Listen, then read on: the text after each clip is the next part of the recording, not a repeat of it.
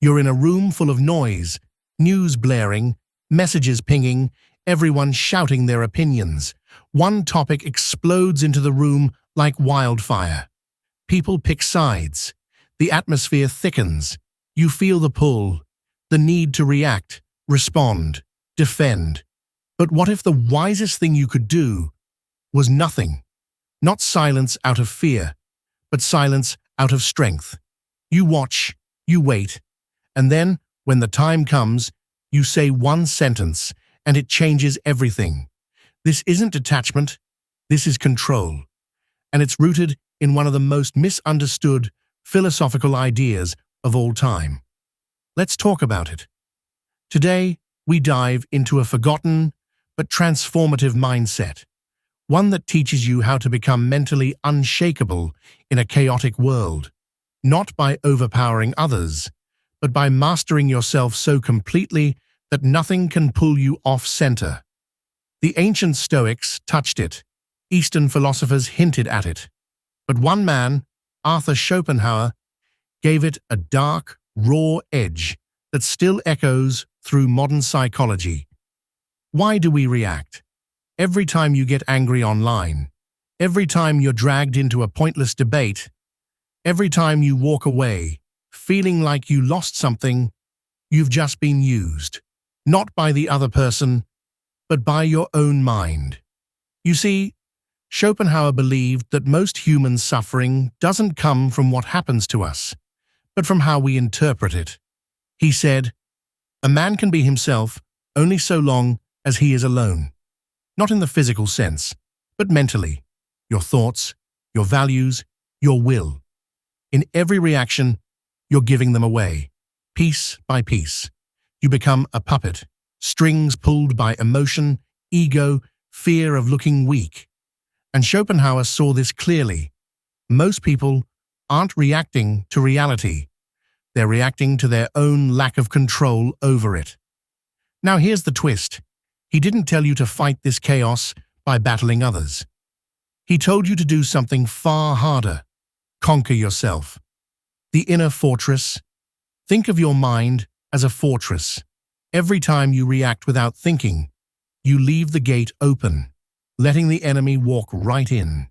Rage, jealousy, fear. All of them breach the walls without firing a single shot. Schopenhauer believed that true strength wasn't about suppressing emotions. It was about outgrowing the need to be ruled by them. He said, "Compassion is the basis of morality," but he also warned, compassion does not mean submission.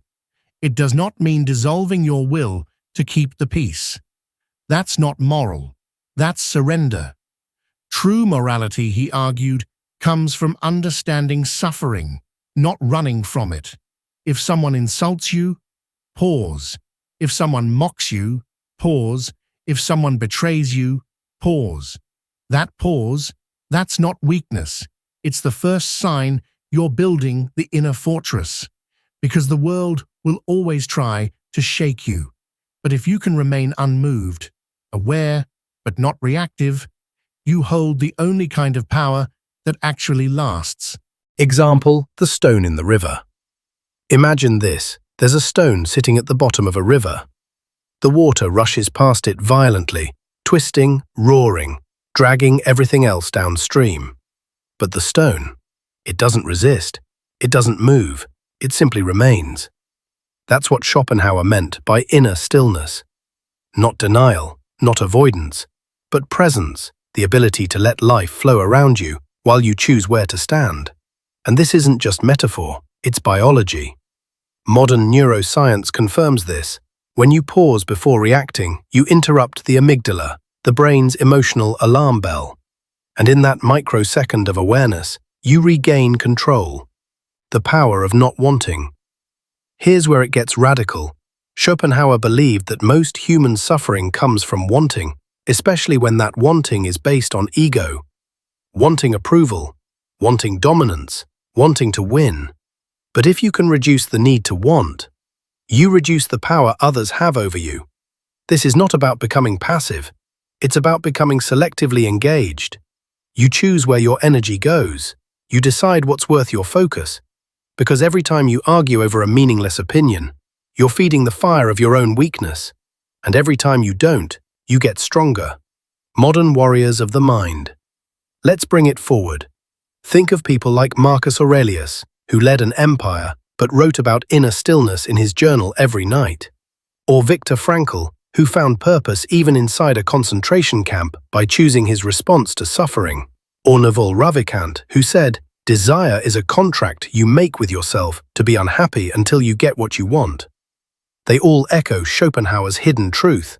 He who masters himself masters all. The subtle shift that changes everything.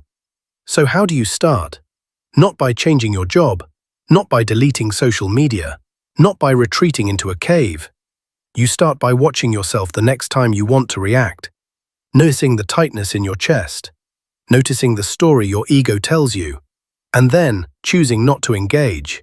Let them talk, let them judge, let them post. You don't need to win the argument. You need to win yourself back. That is the only power that matters. Final thought. In a world screaming for attention, be the quiet one. In a world obsessed with dominance, be unmoved. In a world addicted to reaction, be the stillness no one can shake. Because in the end, the strongest person in the room is the one who doesn't need to prove it. Not with words, not with arguments, just with presence. That's the hidden philosophy. That's how you become mentally unshakable.